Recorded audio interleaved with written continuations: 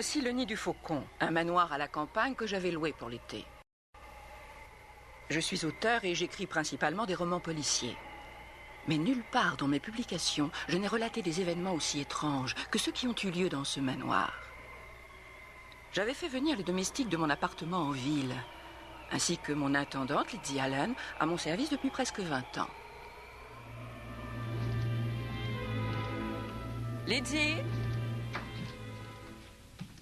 Mademoiselle Cornelia? Le chauffeur est arrivé. Il attend dehors. Écoutez, Mademoiselle Cornelia, les domestiques, ils fomentent une rébellion et ils envisagent de quitter les lieux. Allons, vraiment? Je savais qu'il n'appréciait pas cet endroit, mais j'ignorais qu'il... Enfin, disons que c'était à ce point-là. C'est que les rumeurs circulent à propos de ce tueur que la police surnomme la chauve-souris. Ils savent qu'il a commis une série de crimes dans ces murs l'été dernier. Tout le monde dit que le tueur sera de retour cette année. Et sur quoi se base-t-on pour affirmer ça? Est-ce qu'il a commis un nouveau crime? Non, pas encore, mais qui nous dit qu'il ne le fera pas bientôt.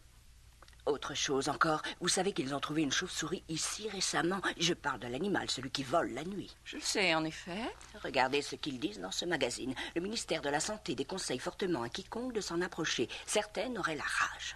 Eh bien, ça, alors... Attendez d'entendre le plus beau.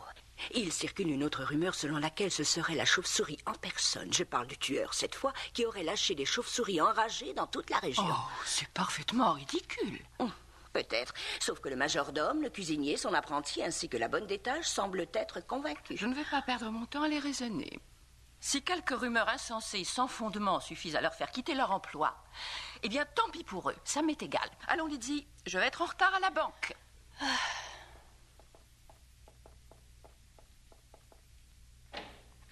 Veuillez nous conduire directement à la banque, Warner. J'ai peur qu'il ne faille se dépêcher, c'est bientôt la fermeture. Ne vous inquiétez pas, mademoiselle Von Gorder.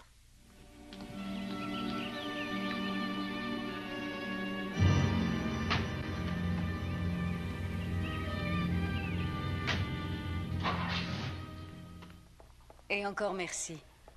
Mademoiselle Von Gorder. Comment allez-vous, monsieur Bellet? Très bien, et vous? Mais ma foi, très bien également.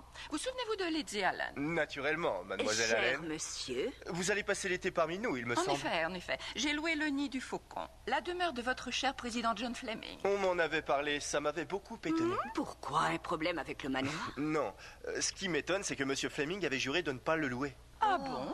Je l'ai directement loué à son neveu, Mark Fleming, qui tient ici l'agence immobilière. Il m'a dit que son oncle serait absent pendant tout l'été. En effet, c'est exact. Monsieur Fleming est dans les forêts du Nord avec son médecin, le docteur Wells.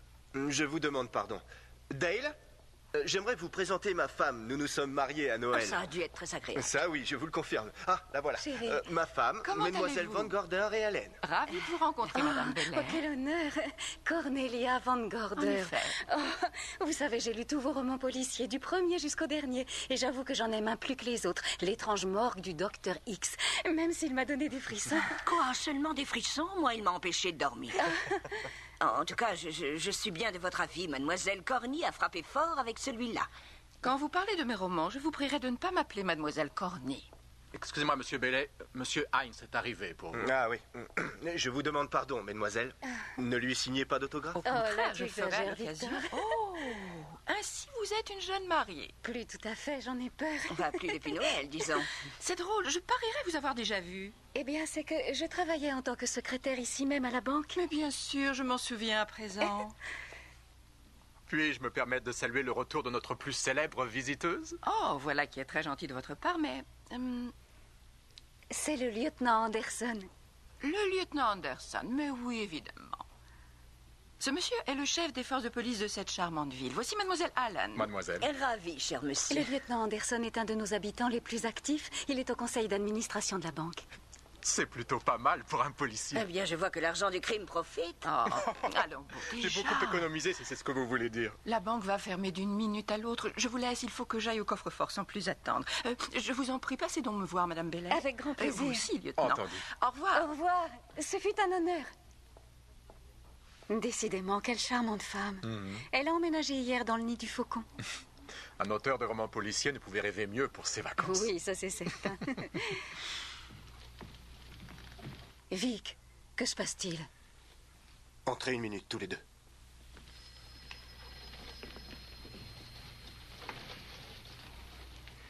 Andy, on a de gros problèmes. Wendell Hines est venu retirer 350 000 $ en bons du trésor et nous avions engagé les titres pour garantir le prêt. Les bons étaient stockés au coffre-fort. Monsieur Fleming et moi, nous sommes les seuls ici présents à avoir accès à ce coffre-fort. Et alors? Les bons du trésor de Hines ont disparu. Et ce n'est pas tout. D'autres valeurs négociables ont disparu. D'après mes estimations qui demandent à être confirmées, la banque a été dévalisée de plus d'1 million de $ en valeur et en titres. Vous allez devoir avertir Fleming. J'aurais aimé lui parler, en effet. Malheureusement, lui et le docteur Wells sont en pleine forêt. Impossible de les joindre au téléphone.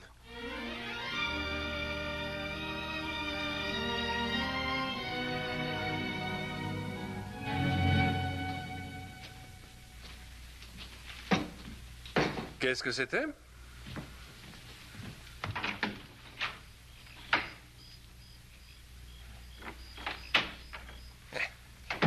J'avais cru entendre quelqu'un marcher sur le chemin qui vient du lac et je me disais que c'était peut-être bien notre guide. Non, Sam n'arrivera pas avant demain matin. Il y a 30 km en canoë qui nous séparent de la civilisation. Sam va mettre les bouchées doubles, il est porteur d'un message pour moi. Je croyais que vous n'étiez disponible pour personne de la banque. C'était la consigne, mais ils vont vouloir m'appeler. Docteur, Oui, John? que feriez-vous pour un demi-million de $? N'importe quoi à part un meurtre. Pourquoi pas un meurtre? C'est trop d'embarras. Vous trouvez ça trop risqué? Pour un demi-million, assurément. J'ai dérobé $1 million à la banque. Non, je ne plaisante pas. Je les ai détournés. Je ne doute pas que vous le feriez peut-être si vous pouviez vous en sortir impunément. Je m'en suis sorti comme un charme. Bien sûr, je ne vous parle pas d'argent liquide. Je n'ai volé que des valeurs négociables qui peuvent être échangées contre du cash. Ce que j'ai fait d'ailleurs. 1 million en coupure de 10, 20 et 100 $. Je suis votre médecin, pas votre avocat. Pourquoi me confier ça? Vous le saurez bien assez tôt. Et qui sera tenu pour responsable à la banque? Bellet, le caissier, évidemment. Qui pourrait me suspecter? J'aime bien Bellet. Mais pareillement, c'est un type adorable. Et c'est moi qui lui ai donné sa chance. Il s'est trouvé une très gentille femme. Une fille charmante. J'ai été témoin à leur mariage. Où il est, ce million? Dans le caveau familial à Zénith. Dans une crypte, à côté du cercueil de mon père. Je ne vous crois pas, John. Non? Non. Vous oubliez que j'ai longtemps été à votre chevet lorsque vous étiez bien mal en point. Et que vous déliriez à voix haute. Une fois, je vous ai entendu parler d'une pièce dérobée. Où pourriez-vous disposer d'une pièce dérobée à part dans ce manoir que vous avez bâti? Ce monument que vous appelez le Nid du Faucon. Écoutez, il est de notoriété que j'ai des petits soucis cardiaques. Qui serait surpris à la banque de recevoir un télégramme leur annonçant que mon cœur avait lâché? Que j'avais fait une chute d'une grande hauteur ici dans la forêt? Que mon corps était dans un état lamentable? Vous pourriez alors amener le corps pour l'enterrer et donner comme instruction de ne pas ouvrir le cercueil étant donné l'état critique de son contenu. Je suppose que vous êtes conscient du fait, John, qu'il faudrait que nous disposions d'un corps dans le cercueil. Tôt ou tard, nous aurons affaire avec un employé des pompes funèbres. Évidemment. On le trouve où, le Maccabée? Et si on s'en procurait un tout seul? Que pensez-vous de Sam? Sam, notre guide? Sam et moi sommes de la même corpulence. Il vit quasiment en ermite. On ne noterait pas son absence avant longtemps. Le croque-mort du coin le reconnaîtrait? Pas si on fait en sorte que le corps ne puisse être identifié. Mais si Bellet tombe à votre place, à quoi bon ce stratagème? C'est qu'un jury pourrait bien l'acquitter. Et dans ce cas, je serais logiquement le suspect suivant. Je pourrais disparaître, évidemment, mais c'est plus sûr s'il me croit mort.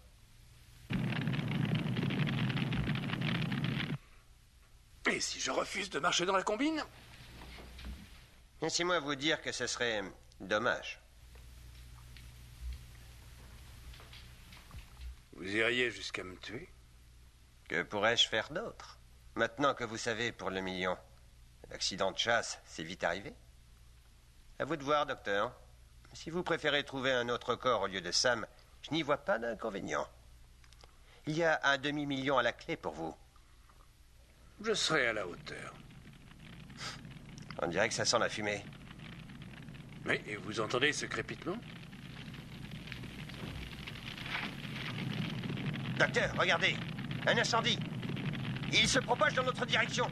Il faut partir d'ici. Par la porte de derrière. Bonne idée. Dès que j'aurai résolu le problème de ce corps qui nous fait tant défaut.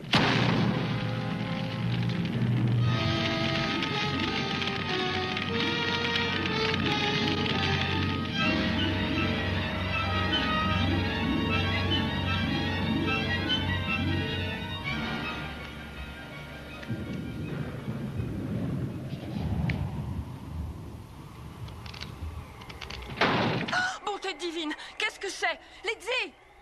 Est-ce que c'est vous? Oui, mademoiselle Cornelia. Je peux vous dire qu'il se prépare un orage comme on n'en a pas vu depuis bien longtemps. Le vent souffle si fort qu'il a presque arraché la porte de ses gonds. Claquement, certaines de mes cartes ont été soufflées dans les airs. Je crois que j'en ai perdu quelques-unes. Ah, attendez, je m'en occupe. Ah, vous avez réussi à trouver le journal? Décidément, ce livreur est une fripouille. Il a jeté le journal sans descendre de bicyclette et a bien vu qu'il avait atterri dans les buissons sans s'arrêter pour autant. Ah, pour l'amour du ciel, Monsieur Vic Bellet a été arrêté. Ah? C'est écrit là. Victor Bailey, le vice-président et le caissier de la banque de Zenith, a été entendu hier matin dans les bureaux du procureur, Alvin Fielding. Il devra répondre du détournement de plus d'1 million de dollars. Je ne peux pas croire que Vic Bailey soit impliqué dans ce détournement. Oh, eh bien, on dirait que notre loueur est de retour parmi nous. Comment ça, notre loueur? Monsieur Fleming. Oh. Le docteur Malcolm Wells est revenu en ville avec le corps de John Fleming, le président de la banque de Zenith, décédé dans un incendie de forêt. Monsieur Fleming sera enterré à 10h dans le caveau de famille vendredi prochain. Eh bien, espérons qu'il n'en ressorte jamais. Qui aurait-il à redouter? Nous sommes dans sa maison, il me semble. Eh bien, depuis qu'il est mort, des événements plutôt étranges se sont produits ici. Quoi, par exemple? Le majordome, le cuisinier et le maître d'hôtel ont dit qu'ils avaient entendu de drôles de bruits durant la nuit. Et la bonne d'étage, elle, jure avoir vu avec netteté un homme déambuler sans visage se dirigeant vers la porte de derrière. Oh, alors c'est donc pour ça qu'ils sont partis en 4e vitesse et qu'au final, je me retrouve seule. Ils n'ont pas osé l'avouer, mademoiselle Corny, mais le fait est, ils avaient peur de rester. Mais vous êtes restée, vous Lydie. Vous n'avez rien vu d'étrange? Non. Non, mais même si ça avait été le cas, je n'ai pas peur des fantômes. Ce sont eux qui ont peur de moi. Je n'invente rien, mademoiselle. Je vous jure qu'une voyante m'a dit une fois que mon aura faisait fuir les fantômes. Ah. Mais, par contre, cet homme chauve-souris qui défraie la chronique un peu trop régulièrement, lui, je ne sais pas si je lui ferais peur. Non, je doute que votre aura ait beaucoup d'effet sur lui. Oh, tout Jésus! Non, mais à quoi donc est-ce qu'ils jouent? À les lire, on pourrait croire qu'ils veulent que les gens désertent la région. Pourquoi? Que raconte-t-il à propos de la chauve-souris? Il semblerait qu'il tue tout particulièrement les femmes. Non, mais rendez-vous compte, il en a tué 2 rien qu'en une nuit. Et à chaque fois, ses victimes meurent de la même façon. La gorge tranchée de part et d'autre, comme par des griffes d'acier. Eh ben, un charmant mode opératoire. Il faudra que j'essaie à l'occasion. Dans un roman.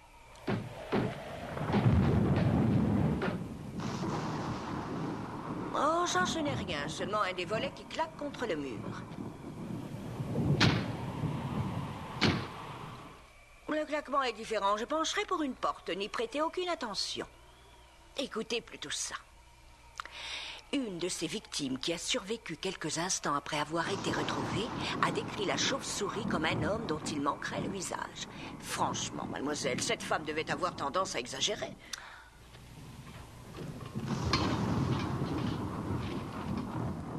C'est seulement cette tapisserie très lourde qui trône en haut de l'escalier. Un peu de silence, je sais d'où ça vient. Ça me réveille quand le vent souffle le soir. Mais là, on aurait cru entendre quelqu'un descendre les escaliers. Il n'y a personne là-haut pourtant. Enfin, théoriquement.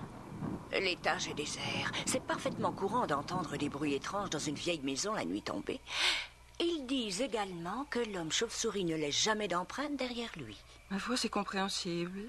S'il n'a pas de visage, pourquoi voudriez-vous qu'il ait des doigts? Lydie!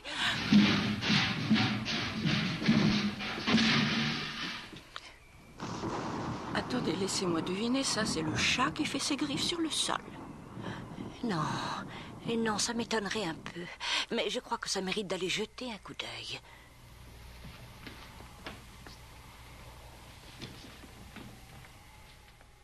Mais enfin, qu'il a fait dévaler les escaliers. Le vent, qui d'autre? Il doit y avoir une fenêtre ouverte là-haut. Non, Lydie, laissez-le par terre. Oui, lui aussi a le droit de dormir. Il reste à espérer que les câbles à haute tension tiendront le coup. Mieux vaut éteindre. Allons vérifier que les fenêtres sont fermées dans le salon. Tirons bien les rideaux et ensuite dans nos chambres. Bien, mademoiselle.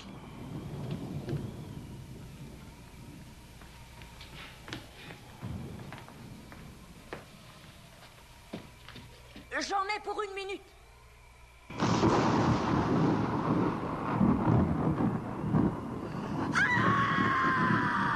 Madame Corley! Oh mon Dieu! Qu'est-ce qu'il y a? Que se passe-t-il? Quand je suis sortie chercher le journal, j'avais bien entendu ouvert le loquet et j'ai oublié de le refermer une fois rentré. Il est là, dehors. Il a essayé d'entrer.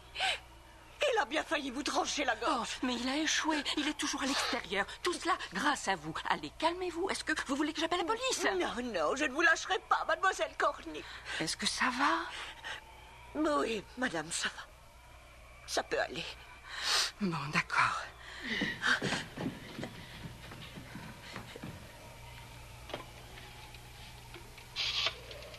Ici l'opératrice. Ah, passez-moi à la police, s'il vous plaît. Police de Zénith, j'écoute. Oui, Cornelia von Gorder. Je réside au Nid du Faucon. Oui, on est au courant, Madame von Gorder.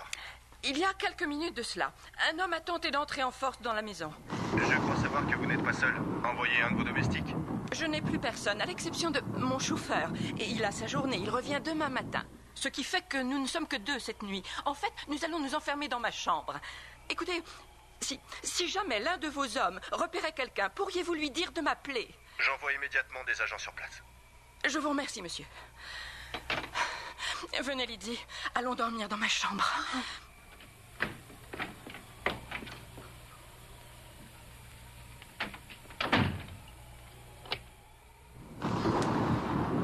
Voilà, je crois que nous voilà bien barricadés. Nous sommes à l'abri du danger. Cette porte a l'air plutôt solide. Aussi solide que la porte d'un caveau.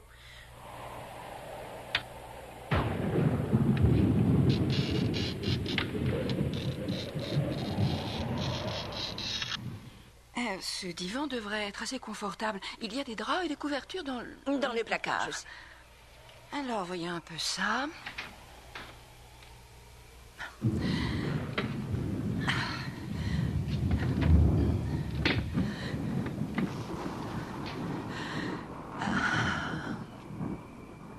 Pas le moindre loquet. Voilà qui ne me plaît pas trop.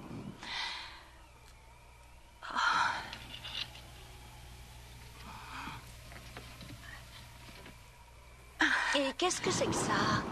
Ça, ma petite dame, c'est un système d'alarme. Si quelqu'un essaie d'ouvrir ce vasistas, ceci tombera par terre. Et nous serons donc alertés.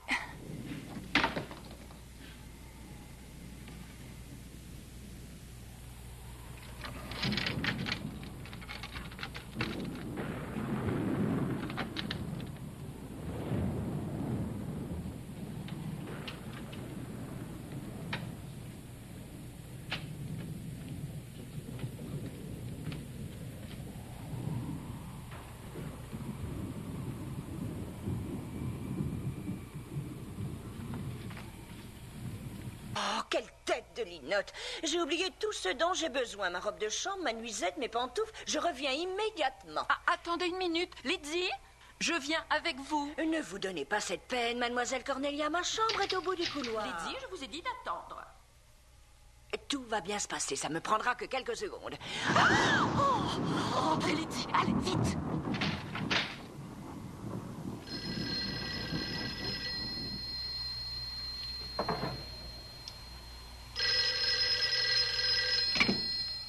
Allô? Mademoiselle von Gorder?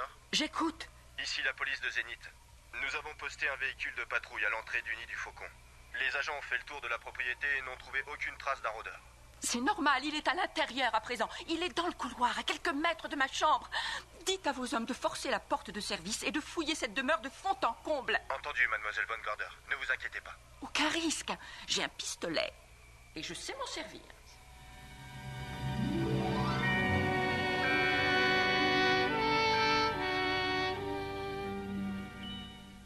Oh, essayez de vous détendre. Allons, Lizzie. Les policiers ont été très consciencieux. Ils ont cherché partout, n'ont trouvé personne. Peut-être, mais nous l'avons vu toutes les deux, cet individu. Vous avez raison, et alors? Ça veut seulement dire qu'il s'est échappé.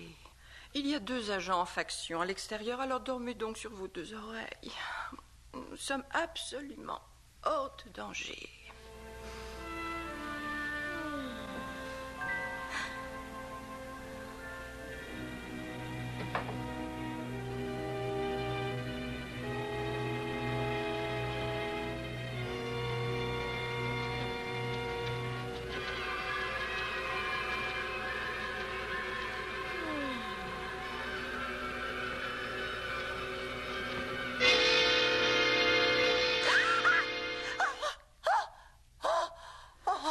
Qu'est-ce qu'il y a? Mademoiselle Cordelia! Mademoiselle Cordelia! Que se passe-t-il, Lizzie? Oh, allons, un peu de sérieux, vous avez fait un cauchemar. Peut-être bien, mais il y avait une chauve-souris et elle m'a mordu. Quoi? Elle a disparu dans le placard. Oh, ça alors, que je sois damnée, Lizzie, vous dites vrai? Oh, le placard. Ça va aller. Le téléphone.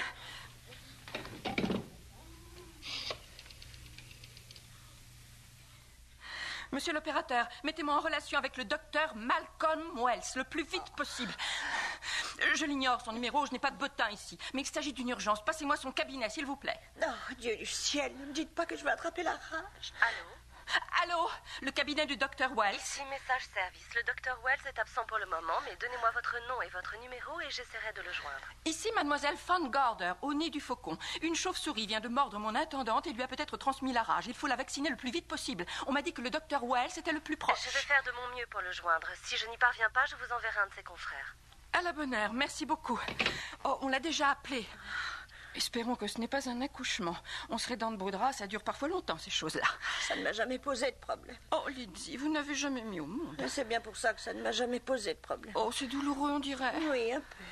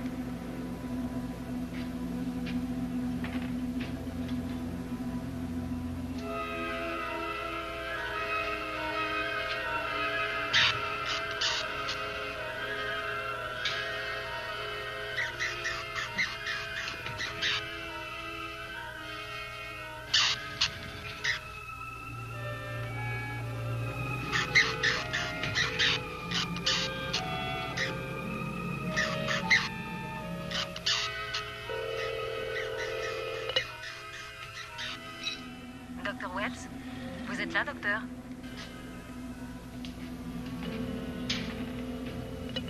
Vous êtes là, docteur Wells? Ici l'opératrice.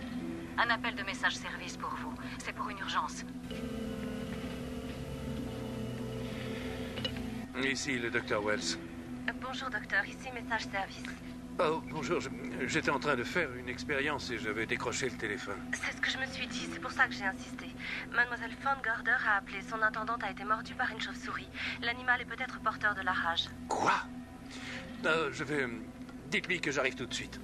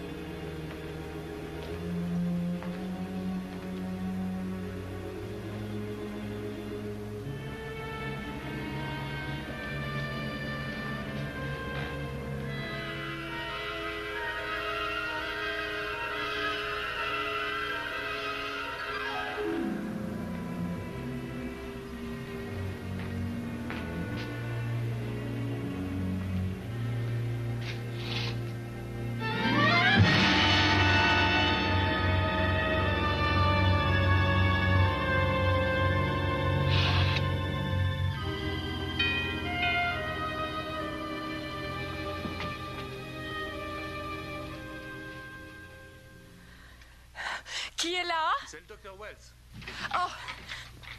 Entrez donc. Bonsoir.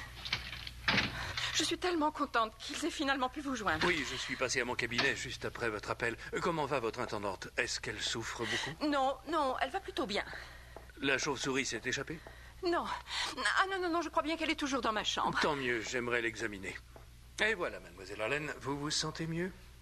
Docteur, est-ce que oui ou non j'ai la rage? Ça, je ne le saurais qu'après avoir examiné la cervelle de la chauve-souris au microscope. Cette horreur volante a une cervelle? C'est un animal très complexe. Où se trouve-t-elle? Je crois que la petite chérie s'est réfugiée dans le placard. Je crois que vous n'auriez pas dû louer ce manoir, mademoiselle Von Gorder. Et pourquoi, docteur? Eh bien, loin de moi l'idée de vous faire peur outre mesure, mais... Oh, après ce qui s'est passé, je suis vaccinée contre la peur. Je comprends tout à fait, ça a dû être traumatisant. Il s'est produit des événements tellement insolites dans cette demeure. Ce doit être inhérent à ces murs. Vos domestiques ont dû le sentir, et c'est pour ça qu'ils ont quitté les lieux. C'est comme s'ils avaient flairé le désastre. Bon, voyons cela. Oui, la voilà. Allez, laisse-toi faire, tu veux. Personne ne va te faire de mal. Là, calme-toi. Voilà.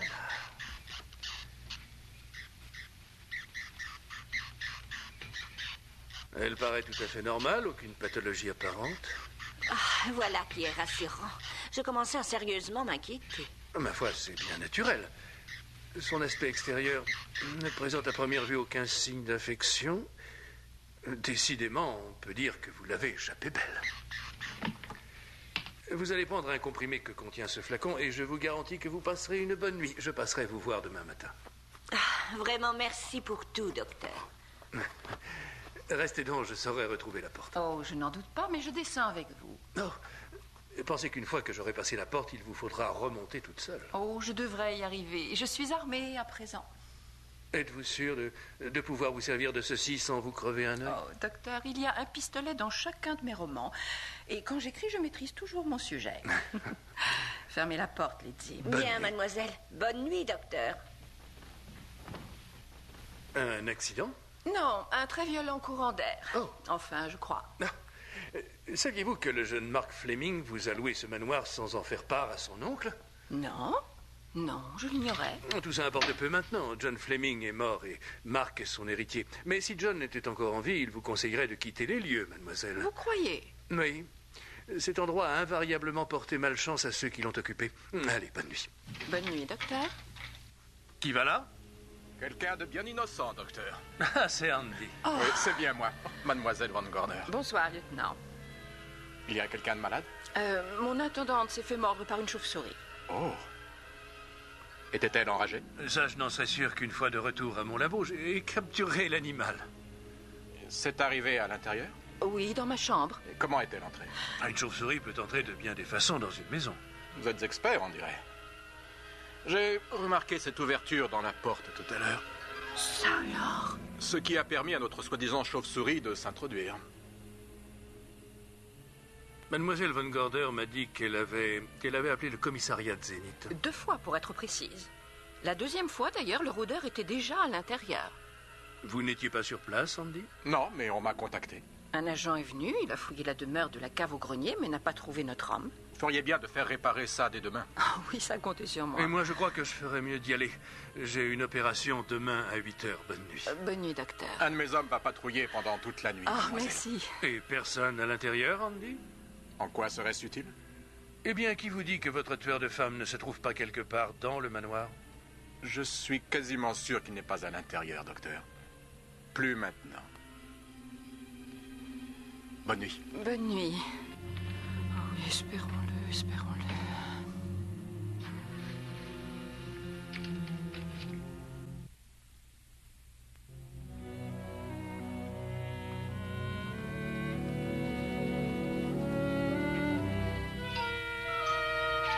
Oh, bonjour Andy. Bonjour, Marc. Eh bien, mes félicitations. Je vois qu'on ne connaît pas la crise dans l'immobilier. Nouveaux locaux, nouvelles décorations. Un nouveau contrat. Vous trouvez ça comment? Ça n'a pas l'air bon marché. Oh, bien sûr, j'oubliais votre héritage. Ah, je ne l'ai pas encore touché. J'ai lu dans le journal que John Fleming vous a légué l'intégralité de sa fortune. L'embêtant, c'est que cette fortune, personne ne semble savoir où elle se trouve. Vous êtes sérieux? Tout ce que mon oncle a laissé sur son compte en banque, c'est un peu plus de 200 $. Quant à son coffre, il était vide. Si on ne retrouve pas bientôt ce million, ça risque aussi de m'arriver. Et pourquoi ça? J'ai investi toutes mes économies dans des parts sociales de la banque. Et la commission ne déclarera l'établissement solvable qu'à la condition qu'on retrouve les valeurs négociables. Du coup, les actionnaires ont voté une motion pour mettre certains de nous à l'écart. Ça devait arriver dès que les valeurs ont été converties en cash. Si je ne retrouve pas cette somme d'argent, je suis ruiné. Où allez-vous orienter vos recherches? Ici, à Zénith. Vous croyez que votre oncle serait parti chasser avec 1 million? Vous soupçonnez mon oncle John? Et pourquoi, Andy? C'est lui le fondateur de cette banque. Ce serait comme piller le caveau de famille. Il n'en serait pas capable? Ah non. Et puis d'ailleurs, ce sont les empreintes de Vic Bailey qu'on a retrouvées. Celles de mon oncle n'étaient pas sur le coffre, il me semble. Il les a simplement effacées. Et la défense pourra le prouver? Ils s'y emploieront. Judy Hollander, la secrétaire de Victor Bailey, va comparaître. Tout le monde dit que son témoignage pourrait bien influencer le jury de façon déterminante. Ah, ça... Son influence sur moi n'est plus à prouver. Judy est un ange. C'est de celui-là que nous parlions, Judy. C'est votre dernier roman? Il vient tout juste d'être publié. Gardez donc cet exemplaire, si vous Ah, voulez. c'est une première édition et en plus elle est signée. C'est la moindre des choses. Merci du fond du cœur. Voulez-vous que je serve le thé, mademoiselle Von Gorder? Oui, s'il vous plaît, Warner. Entendu. Ma foi, vous avez trouvé de nouveaux domestiques, on dirait. Oui, effectivement. Comment les avez-vous convaincus de s'installer au manoir? Jane Patterson, ma nouvelle servante, connaît ces murs mieux que quiconque, docteur. Ah. Elle travaillait pour John Fleming. Quant à Warner, eh bien, c'était mon chauffeur. Un chauffeur qui devient majordome? Je sais, c'est incroyable. La polyvalence fait tellement défaut de nos jours. Avez-vous contacté un plombier, Warner? Il ne pourra pas venir avant 3 jours, madame. Mais ce tuyau fuit comme ça n'est pas permis au sous-sol. Dans 3 jours, nous serons inondés. Le tuyau ne fuit plus dans l'immédiat. Ces canalisations seraient-elles dotées d'intelligence? Non, pas tout à fait. J'ai bouché le coude d'où provient la fuite temporairement. Boucher le coude, vous dites? Et où donc avez-vous appris à faire ça? Depuis la nuit des temps, l'eau tombe du ciel abondamment et l'homme a dû apprendre à se maintenir au sec. Est-ce que vous auriez besoin d'autre chose, mademoiselle Von Gorder? Non, pas pour le moment, Warner. Très bien, madame. Avouez que c'est un sacré personnage. Depuis combien de temps travaillait-il pour vous en tant que chauffeur? À peu près 3 mois. J'espère pour vous qu'il n'a pas de casier judiciaire. Ma chère Dale, il est de mon devoir de vous rappeler que peu de temps avant de décéder, John Fleming m'a dit qu'il aimait votre mari comme son propre enfant. Si Fleming ne nous avait pas quittés, il se battrait comme un lion pour prouver l'innocence de Vic. Et M. Fleming pourrait-il prouver son innocence? Mademoiselle Von Gorder, se pourrait-il que vous en doutiez? Ça se pourrait bien. En tout cas, j'attendrai le témoignage de Mademoiselle Hollander pour l'exclure. Oh. Vous savez quelque chose qu'on ignore encore, Judy? Quelque chose que j'ai vu de mes propres yeux. Et elle n'est pas autorisée à en dire davantage. Mon enfant, loin de moi l'idée de la faire parler. Mais imaginons juste un instant que Fleming a en effet volé $1 million. Qu'en aurait-il fait? Où se trouve-t-il à l'heure qu'il est? Caché quelque part, là où sans danger, il aurait pu le récupérer dans quelque temps. Moi, si j'écrivais un tel récit, au lieu de m'éloigner du magot, je le cacherais quelque part dans ce bon vieux manoir. Sous une vieille latte de parquet ou dans la cheminée? Si M. Fleming a eu le cran de voler 1 million, c'est qu'il avait préparé son coup à l'avance. Il avait forcément dû prévoir une cachette. Et peut-être même lors de la construction du manoir. J'ai loué cette bâtisse par l'entremise de Mark Fleming, son neveu. Et je me demande s'il n'aurait pas les plans par hasard. Je lui demanderai. Excellent. Lady, apportez le téléphone à Madame Bailey. Demandez-lui maintenant. Oh, Son d'accord. numéro est Summit 75 37. 37. Oui, c'est ça. Merci, Lady. Summit 75 37. Ça marche bien, Andy. J'aurais tort de me plaindre. Qu'est-ce que je disais? Encore un acheteur potentiel. Mark Fleming, j'écoute. Oh, bonjour, Dale. Attendez une minute, je vais voir ce que je peux faire. C'est Dale Bailey, elle paraît agitée. Mademoiselle Von Gorder veut savoir si j'ai encore les plans du nid du faucon. Que peut-elle bien vouloir en faire? Il y a fort à parier qu'elle soupçonne votre oncle d'avoir caché le butin sur place. Vous les avez, ces plans? Ils doivent forcément se trouver dans le manoir. Mais oui, bien sûr, il y a bien un endroit où mon oncle aurait pu les ranger. Où exactement? Je crois me souvenir qu'il en avait parlé il y a longtemps, mais où ça se trouve précisément, ça je l'ignore. De toute façon, je vois toujours mal mon cher oncle voler 1 million. Mais si je retrouve ces plans, je vous le ferai savoir. Allô, Dale? Écoutez, j'avais encore des culottes courtes la dernière fois que j'ai vu ces plans, mais je passerai ce soir, on les cherchera ensemble. Bien, merci Marc, nous vous attendrons. D'après lui, les plans seraient quelque part dans la maison. Il va passer ce soir. À la bonne heure. Dale et Judy vont rester pendant le week-end. Voudriez-vous souper avec nous ce soir? Oh non, merci, je ne peux pas, j'ai encore quelques visites à assurer. Vous savez, si Judy, en témoignant, s'apprête à innocenter Vic Bailey en portant l'accusation sur Fleming, nous ne serons pas les seuls à conclure que le magot est caché ici quelque part. Ne parlez à personne de votre comparution avant le moment où vous serez à la barre. Je ne dirai pas un mot. Judy, vous êtes la sagesse incarnée, ce qui ne fait qu'ajouter à votre charme. Je vous laisse, mesdemoiselles. Au revoir, Dr. Bonne Wells. soirée. Allons, venez, voulez-vous?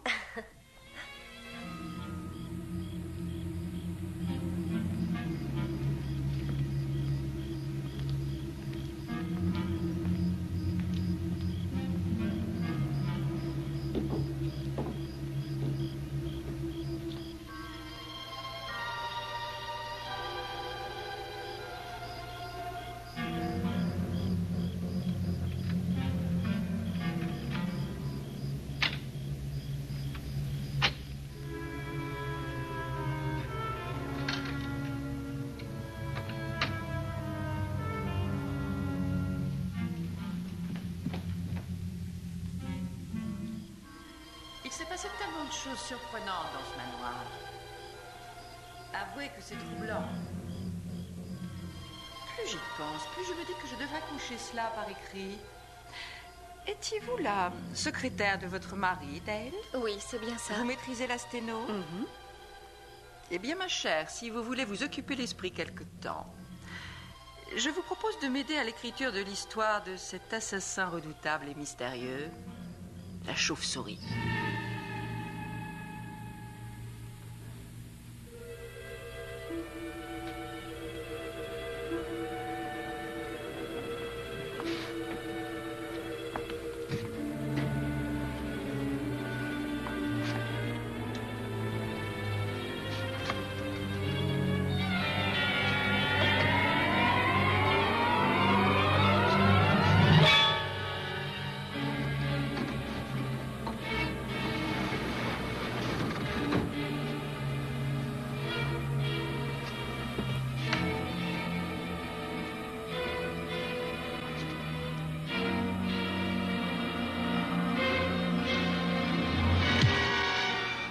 J'espère que ça vous a plu. Ah oui, c'était vraiment délicieux. Je vous remercie. Excellent souper, Lydie, comme Ah d'habitude. oui, fabuleux. Oh, quelle magnifique pièce d'argenterie alors. Une pièce originale, j'imagine. Oui, en effet. Vous savez, on s'en sert encore régulièrement en Angleterre. Pour le petit déjeuner, surtout. Ah oui, vraiment? Mais oui, je vous assure. Et d'ailleurs, c'est bien pratique pour garder au chaud les saucisses ou les œufs brouillés. Voyez-vous C'est cela? extrêmement pratique.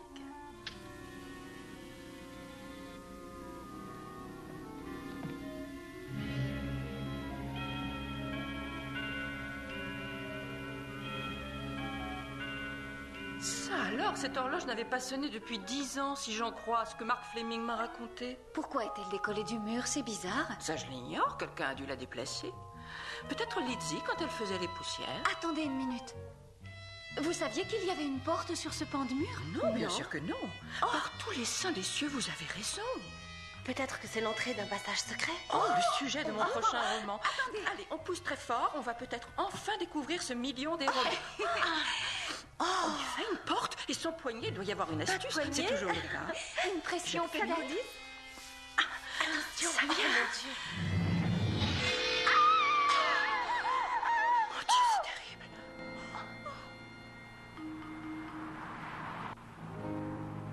Appel véhicule numéro 11. Véhicule numéro 11. Rendez-vous au nid du Faucon immédiatement. On nous signale un homicide. Entendu. Je me rends au nid du faucon. Contactez donc également le Dr. Wells, qu'il vienne immédiatement sur place. Tenez.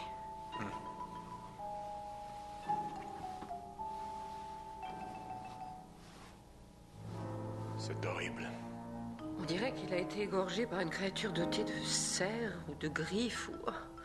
C'est sa signature. C'est comme ça qu'il tue ses victimes.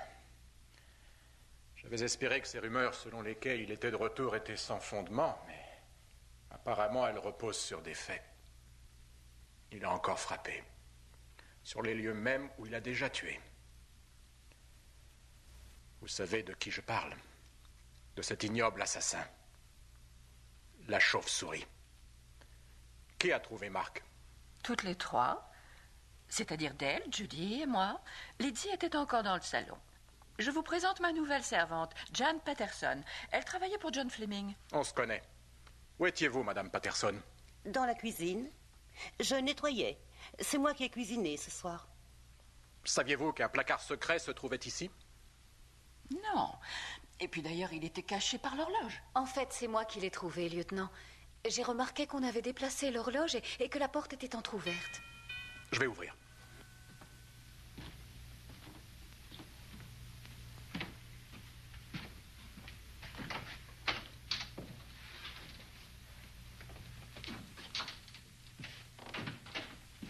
Qui est-ce?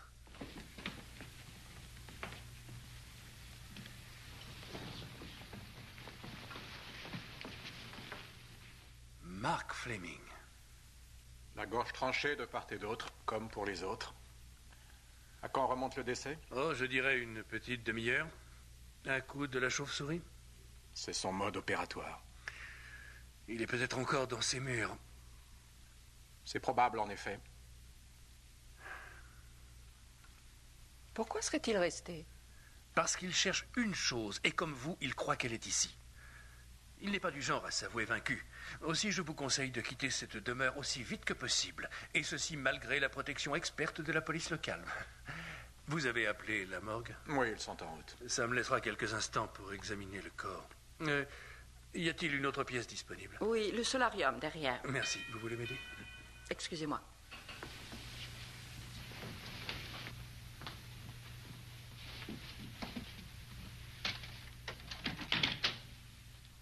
Oh, Warner, où étiez-vous passé? Eh bien, madame sait que... il y a eu un accident? Dites plutôt un meurtre. Mark Fleming, le jeune homme qui m'a loué le manoir, vient d'être assassiné. Ils savent qui est le tueur? D'après eux, il s'agirait de la chauve-souris. Navré d'avoir utilisé la porte d'entrée, mademoiselle Van Gorder, mais je n'avais pas mes clés. J'ai bien sûr sonné à la porte de service, mais personne n'a répondu. Oh, je vous présente Warner, lieutenant, mon majordome. Il était mon chauffeur. Pourquoi une telle promotion? Oh, c'est difficile de trouver un majordome. Il rechigne à s'installer à la campagne.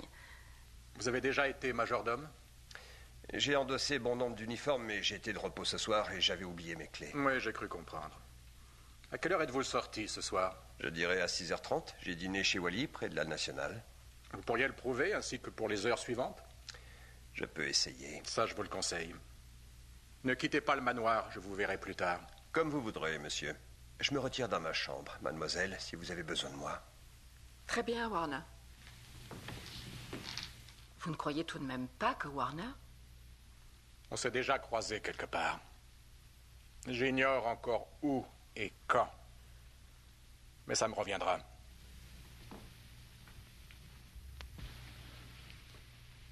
Une équipe d'experts va bientôt arriver. Ils vont relever des empreintes et prendre des photos.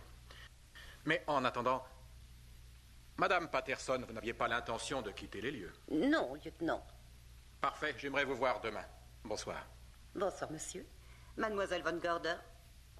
Dale, j'étais avec Mark Fleming cet après-midi quand vous l'avez appelé à propos des plans. Je l'ai entendu vous dire qu'il venait ce soir. C'est moi qui ai demandé à Dale de l'appeler. Et elle m'a prévenu qu'il devait passer. Qui était présent à cet instant? Judy, Lydie. Et le très serviable Dr. Wells. Le Dr. Wells. Rares sont les assassins qui tuent pour le frisson. Je pense que notre homme est un psychopathe et je suis convaincu qu'il n'arrêtera pas de frapper avant d'avoir atteint le but qu'il s'est fixé. qu'il y a 1 million dans la nature. Nous avons affaire à un chasseur qui n'accorde aucun prix à la vie. Bien, est-ce que cette demoiselle dort ici? Ce sont mes invités pour le week-end. Bon, une fois que mes hommes seront là, nous allons investir les lieux. Aussi, je vous conseillerais de... Nous rendre dans nos chambres. Excellente idée. Mesdemoiselles, pourquoi ne pas laisser un homme en poste durant la nuit, lieutenant? Mais c'est prévu. Je vais surveiller cette maison toute la nuit, de la cave au grenier. Si la chauve-souris repointe ses ailes, elle peut s'attendre à une surprise. Lieutenant, qui est ce tueur? En avez-vous la moindre idée?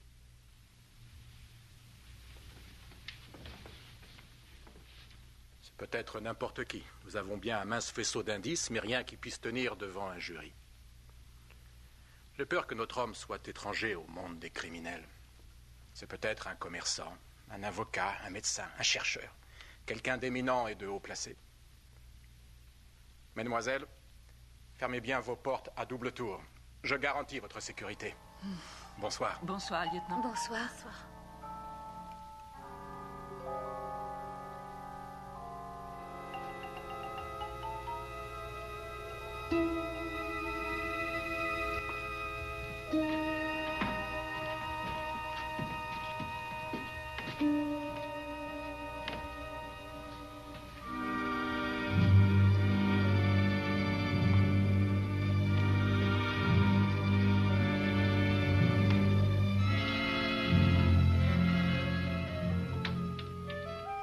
Pauvre Marc.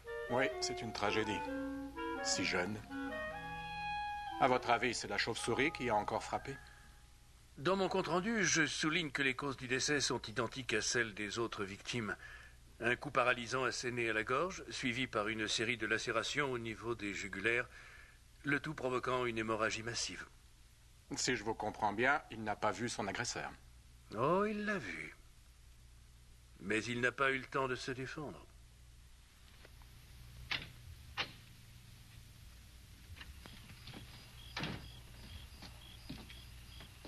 Vous restez cette nuit, Andy? Je vais m'assurer que tout est fermé à clé, mais je reviendrai demain matin à la première heure. Et ni la neige, ni le crachin, ni le soleil accablant des longues journées d'été ne devaient interrompre la quête de ces guerriers valeureux. Certains risquent d'être sous le choc quand la lumière sera faite. Oui, on peut s'y attendre. Bonsoir, Andy. Soyez vigilant. Bonsoir, docteur.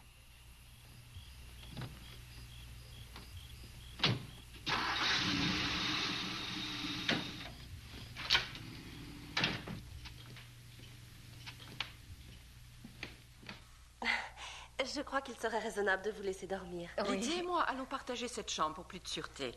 Il y a quelques nuits, l'orage était si violent qu'il a provoqué une panne de courant, si bien que le lendemain, j'ai acheté plusieurs torches. Vous n'avez qu'à en prendre une, Dale. Oh, merci. Bonsoir. Ne me quittez pas d'une semelle. Vous êtes sûr que vous n'avez besoin de rien d'autre? Oui, non. tout à fait sûr, ça va aller. Si on vient troubler votre sommeil, eh bien criez très fort. Et 2 vaillantes femmes accourront à votre rescousse. On peut dormir tranquille, surtout avec Andy qui monte la garde. Allez, bonne nuit, bonne nuit. mademoiselle. À Ça demain. va aller, tout va bien se passer. J'en suis sûre. Bonsoir. Enfermons-nous, Lydie.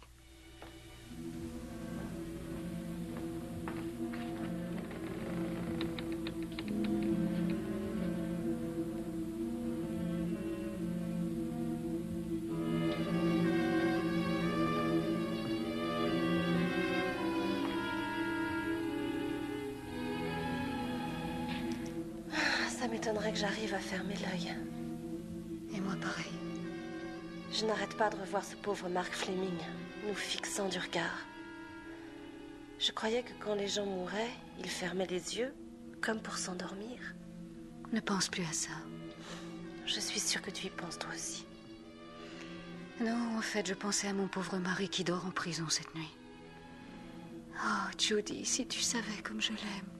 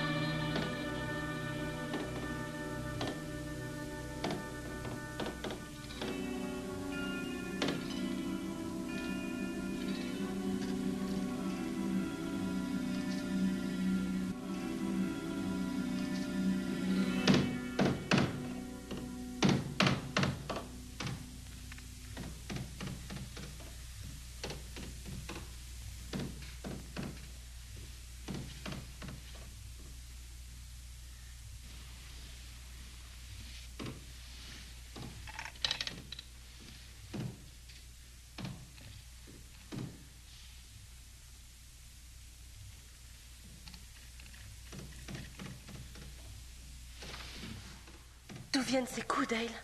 Ah, aucune idée. J'étais déjà pratiquement endormie. L'espace d'un instant, j'ai cru que c'était un cauchemar. Ça vient de quelque part à l'intérieur. Du 2e étage, je dirais même. Pas tout à fait au-dessus de nous, mais plutôt au-dessus des chambres côté entrée.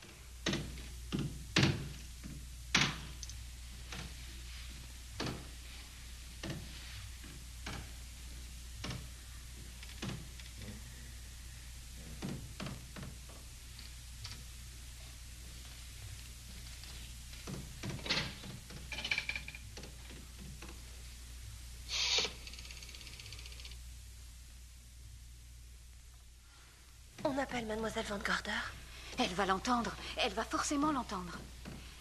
Et puis franchement, est-ce que tu veux qu'on passe pour 2 adolescentes hystériques? Peut-être, mais moi j'en ai plus qu'assez. oui, mais c'est un asile de fous, ce manoir. Dale, tu ne vas pas sortir toute seule. Je veux savoir ce qui se passe là-haut. Mais le lieutenant Anderson a dit qu'on serait en sécurité cloîtrés dans nos chambres. Tu crois que Vic est en sécurité dans sa cellule? Mais si l'argent était bien quelque part à l'intérieur, Mark Fleming le pensait à l'évidence. C'est peut-être ça que quelqu'un cherche en ce moment. Pour l'amour du ciel, Lydie, ne me dites pas que vous n'entendez pas ces coups de bélier.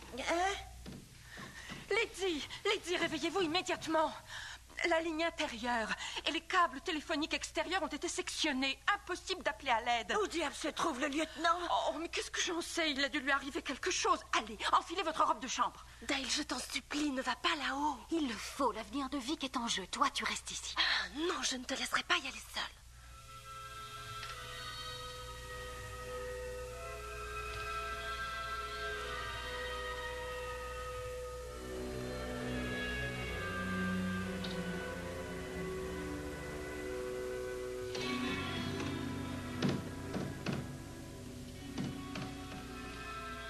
Tu restes ici. Non, c'est hors de question que tu y ailles Attends-moi seule. ici, je monte voir ce que c'est. S'il te plaît, Ça laisse-moi suffit, venir, Judy. Dale. Préviens-moi si quelqu'un s'approche. J'en ai pour 5 minutes. Tu attends.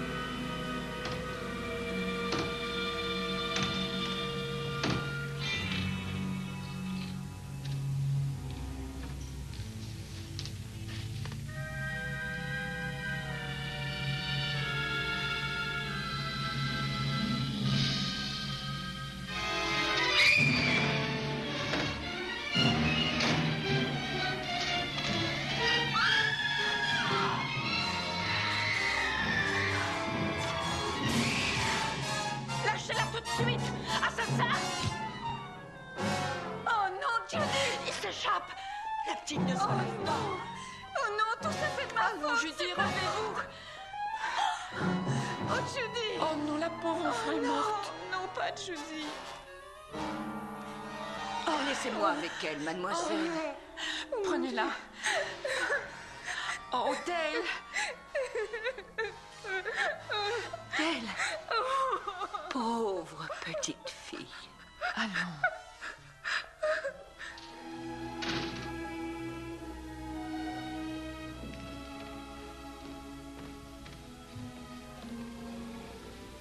Judy.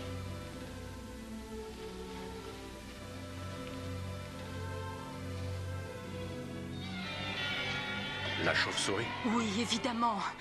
Il s'est saisi d'elle en haut des escaliers. On l'a vu les descendre à toute vitesse. On sortait de nos chambres. J'ai lancé ceci dans cette direction. Et je crois que je l'ai touché d'ailleurs. Je vais surveiller cette demeure de la cave au grenier, aviez-vous dit? Où étiez-vous donc alors qu'on assassinait cette pauvre enfant? Que faisiez-vous? J'ai aperçu un homme qui marchait dehors. Je suis sorti pour le pourchasser. Là, je l'ai vu se réfugier dans les bois. Alors j'ai tenté de le rattraper, ce qui m'a amené jusqu'à la Nationale. Là, je l'ai perdu. J'aurais volontiers sacrifié ma propre vie pour épargner Judy. Je vous avais pourtant dit de vous enfermer dans vos chambres et de ne pas en sortir. Mais que diable faisait-elle sur le palier? Tout ça, c'est de ma faute. Elles ont entendu du bruit, comme des coups de marteau provenant d'une des pièces du 2e étage. Je voulais voir ce que c'était, et Judy, de son côté, insistait pour m'accompagner. Et moi, je lui ordonnais de rester ici sur le palier. Et votre nouveau majordome? Oh, je ne sais pas, il doit être dans sa chambre, j'imagine. Oh, Madame Patterson. Lieutenant. Avez-vous vu le meurtrier? Non, monsieur, mais j'ai entendu les hurlements. J'ai voulu réveiller Warner. Nos chambres sont en face l'une de l'autre. Mais il n'était pas dans la sienne. Son lit n'était pas défait. Si les cris ont réveillé Madame Patterson, Warner aurait dû les entendre. Vous avez raison, monsieur. Je les ai entendus. Ravi de l'apprendre. Alors, où étiez-vous? J'étais dehors, près des bois. On a tué Mademoiselle Hollander. Oh, non. Allons, bon. Ça vous surprend? Vous êtes sous le choc? J'ai vu mieux comme performance d'acteur. Mais maintenant, je me souviens de toi. Tu ne t'appelles pas Warner. J'ai un avis de recherche avec ta photo au bureau. Il n'y a pas si longtemps que ça, la police de Chicago te recherchait pour cambriolage. Encore exact, monsieur. Ils m'ont trouvé, on m'a jugé, j'ai prouvé mon innocence et j'ai été acquitté. Disons que tu t'en es tiré cette fois. Où étais-tu quand on a tué cette pauvre enfant? Je vous l'ai déjà dit, monsieur, dehors. Pourquoi exactement? Je vous suivais, figurez-vous. Je vous ai vu quitter le manoir, vous sembliez suivre quelqu'un, je me suis dit que vous auriez besoin d'aide. Oh. J'ai suivi le faisceau de votre torche jusqu'à la lisière. Puis il a disparu. Et tout à coup, alors que je scrutais péniblement l'obscurité, on m'a violemment frappé au niveau de la tête. Quand j'ai rouvert un œil, j'étais au milieu des buissons et j'ai alors compris qu'on m'avait assommé. J'aurais adoré qu'on t'assomme. Comme ça, on t'aurait retrouvé le visage encore masqué. Tu étais ici même, à l'intérieur, et avec ce tisonnier, tu t'es acharné comme une bête sauvage sur cette malheureuse. Non, je vous défends de m'accuser. Je ne suis pas une bête. Je n'ai tué personne, j'en serais incapable. Changez de bouc émissaire.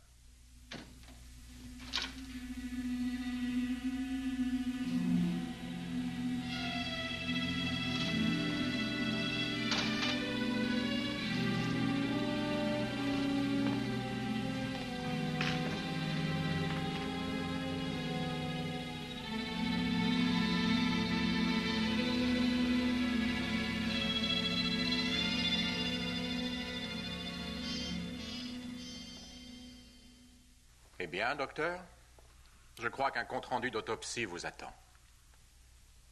La chauve-souris a encore frappé. Pourquoi donc êtes-vous revenu, docteur? Eh bien, j'ai eu un accident à 2 kilomètres d'ici en rentrant. Ma roue arrière droite a lâché soudainement et je me suis retrouvé dans le fossé. C'est l'habitation la plus proche, alors je suis venu ici pour demander de l'aide. J'étais sûr de vous trouver dans le coin, Andy. On dirait que vous saignez. C'est à croire que vous avez reçu un violent coup derrière la tête? Je vous ai déjà dit que j'ai eu un accident. C'est ce que vous avez dit, oui. C'est ce que vous avez dit. J'ai peut-être eu tort. Mais pas forcément. Ça reste à voir. Allez, on se concentre et on entame un nouveau chapitre. Des jours durant, les meurtres firent la première page des journaux. Le lieutenant Anderson et ses hommes passèrent la demeure au peigne fin, sans succès. Warner n'avait pas fait l'objet d'une arrestation, mais on le suivait dans ses moindres déplacements. La nuit, à l'exception d'un inspecteur en poste dans le manoir, la police et les journalistes nous laissaient enfin tranquilles. C'est durant une de ces nuits que, sans en informer Lizzie ou qui que ce soit d'autre, je me mis en tête de mener mes propres recherches.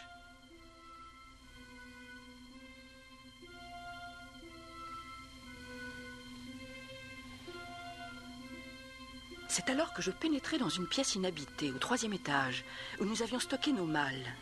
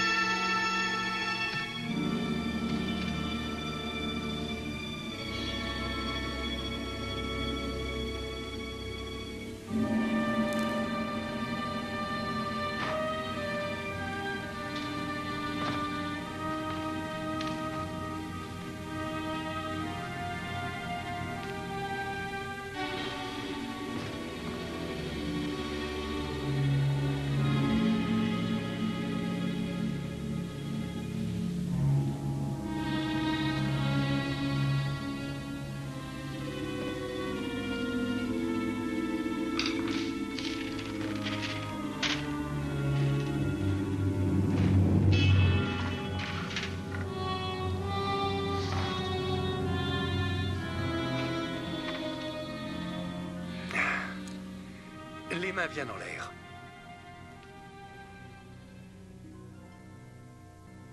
Brillante idée que de me tuer dans mon laboratoire pour faire croire à tous que la chauve-souris c'est moi. Mais vous auriez dû me tuer avant. Vous aviez prévu une embuscade? Vous êtes futé, mais vous manquez de cran pour vous lancer là-dedans. De la même façon, vous avez touché au but, mais vous avez échoué à trouver le magot. Moi, je sais où il est caché. Et quand vous serez mort avec cet aveu posé sur la poitrine, je vais aller le chercher et vivrai riche jusqu'à la fin de mes jours. Elle a préféré la mort. Ça, c'est on ne peut plus vrai. Adieu, chauve-souris. Voilà un vaccin qui va vous guérir, que vous ayez ou non la rage.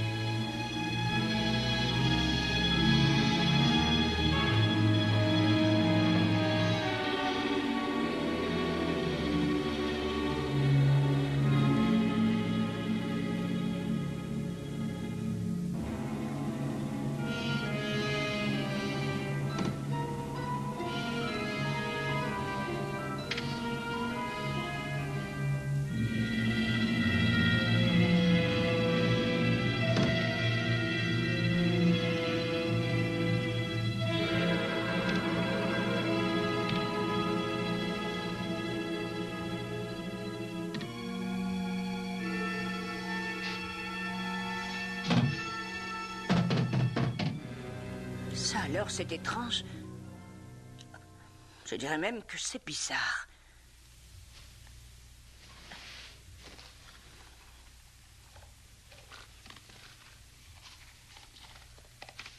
Mademoiselle Cornelia?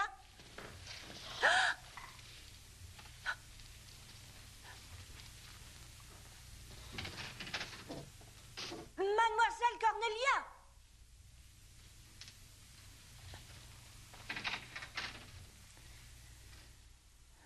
Allons, que peut-elle bien faire hors de sa chambre à une pareille heure de la nuit?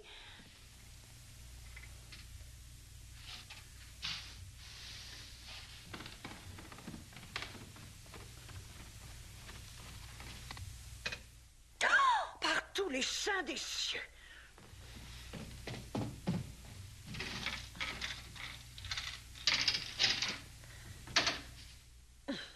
C'est purement scandaleux.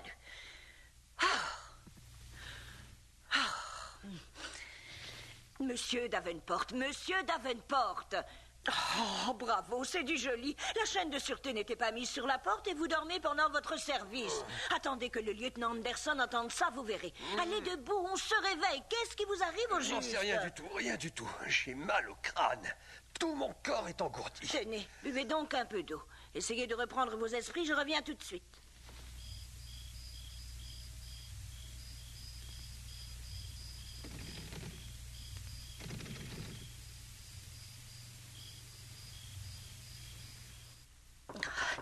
Ouvrez, voulez-vous, c'est moi, Lizzie.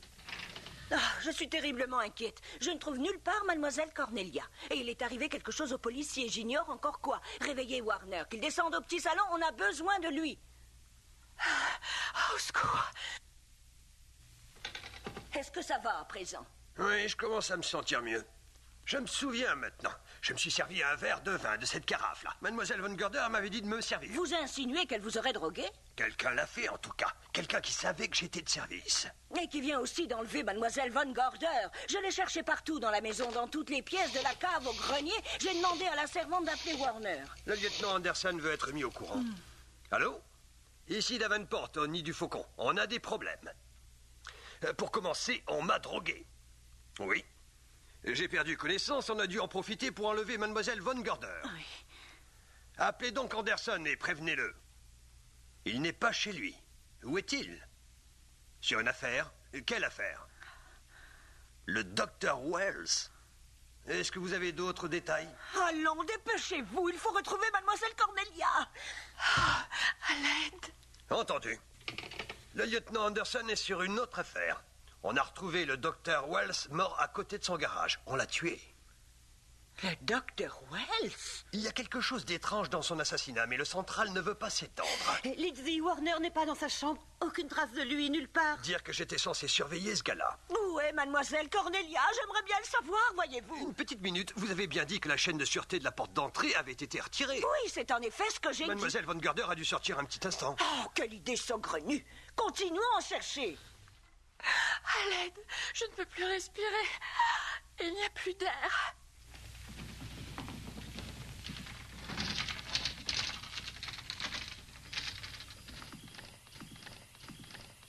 Mademoiselle Cornelia! Mademoiselle Von Gorder! Cornelia! Mademoiselle Von Gorder! Regardez, est allumé dans une des pièces du 2e étage. Vous êtes allé là-haut ce soir? Bien sûr, ça va de soi, mais j'ai pris soin d'éteindre la lumière avant de redescendre. C'est peut-être Mademoiselle Cornelia qui a rallumé. Il faut chercher là-haut en priorité. On monte.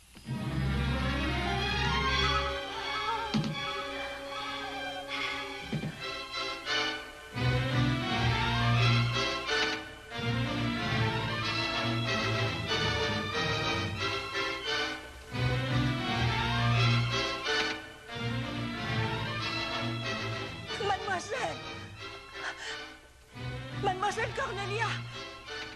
Oh, Mademoiselle Cornelia! Ici, Lizzie, je suis là. Au-dessus de la tablette de la cheminée. On est devant la cheminée. Qu'est-ce qu'on fait maintenant? Au-dessus de la tablette. Il y a 5 moulures. Tapez dessus avec votre poing.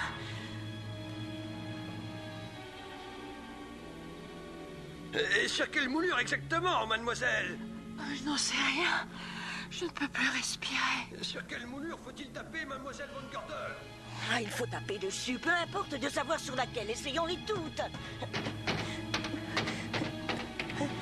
Regarde.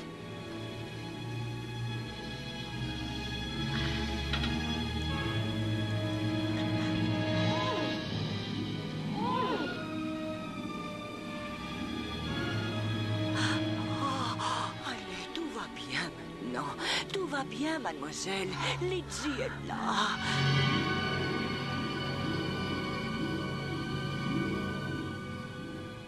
Vous vous sentez mieux? Oui, beaucoup mieux. On vous porte à votre chambre. Surtout pas, je peux rester ici. Je vous assure que ça va. Oh, que c'est bon de pouvoir respirer sans le moindre effort. Vous savez, c'est seulement quand on vient à manquer d'oxygène qu'on mesure la chance qu'on a de respirer. Cette pièce secrète est aussi hermétique qu'une boîte. Quand la cheminée s'est refermée, c'est comme si tout l'air était soudainement chassé. Attention, ça se referme. Ne la retenez pas, elle s'ouvre de l'intérieur. Les commandes étaient cachées derrière ce plan d'étage. Elles activent un moteur qui se trouve sous la trappe ici. Une des commandes bloque la porte entr'ouverte. Et je parierais que la cheminée de l'autre pièce s'ouvre de la même façon. Qu'est-ce que je disais? Des commandes, dites-vous? Mais j'ai cherché comment ouvrir, je n'ai rien trouvé. C'est normal, elles Si étaient seulement j'avais dissimulées. sauvé En ça. tout cas, c'est une sacrée installation. Oh. Dommage qu'on ne puisse pas ouvrir le coffre de la même manière. Seul un spécialiste pourrait le forcer, ou alors il faudrait le percer. Justement, c'est peut-être ce que la chauve-souris avait en tête. C'est possible, il retentera sa chance, à mon avis. Mademoiselle Von Gorder, Warner a disparu. C'est vrai? Et on a assassiné le docteur Wells. Le docteur Wells? Le lieutenant Anderson est en ce moment même sur l'affaire. Est-il au courant de ce qui s'est passé ici ce soir? Oui, on l'a contacté. Il devrait bientôt arriver. Oh!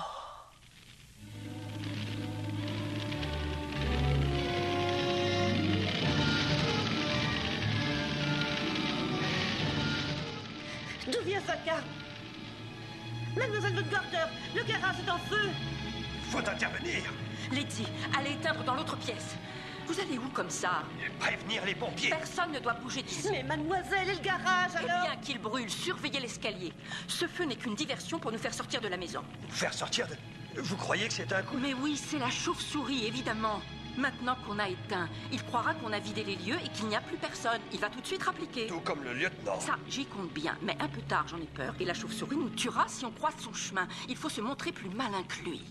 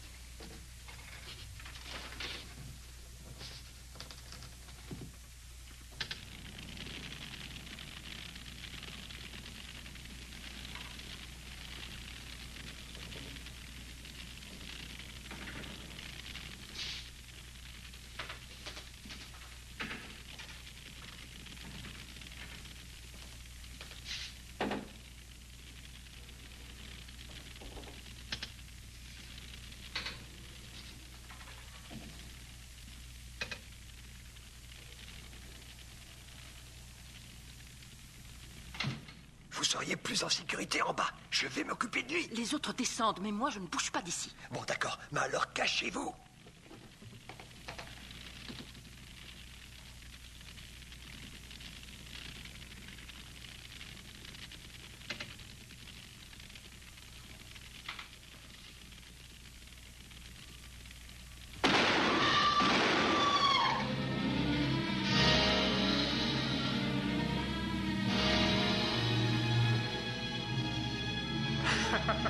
Allez, debout, mesdames, et finissons-en. Certains ont vu mon visage avant de mourir. Je ne vous donnerai pas ce plaisir, désolé. J'aurais adoré lire cette scène dans un de vos romans, mademoiselle Van Gorder. Malheureusement, vous ne l'écrirez jamais. Ce monstre n'était autre que Warner, j'en étais sûre. Vous vous méprenez, mademoiselle Allen. Warner? Je déteste être soupçonné de meurtre, mademoiselle Van Gorder. Je me rendais à l'aéroport, mais une fois à mi-parcours, j'ai changé d'avis et rebroussé chemin. Je crois que j'ai bien fait.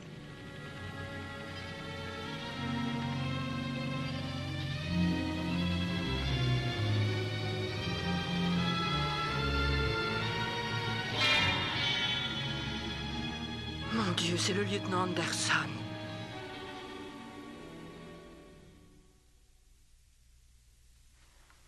Eh oui, c'était Anderson. Il avait découvert l'antichambre secrète et s'apprêtait à y pénétrer afin de forcer ce maudit coffre-fort. Nous trouvâmes l'argent volé, 1 million en coupures de 10, de 20, de 100 dollars. Ce vieux philo dandy. Tous ces milliers de dollars volés, détournés, recyclés en bons porteurs. En voilà une façon audacieuse de cacher des gains mal acquis. Et avec quel aplomb avec ça, toujours tellement respectable. Mais la morale de l'histoire, c'est que même si vous regorgez d'audace, la loi et l'ordre vous rattraperont. Oh. Eh bien, on y est, Dale. Point final.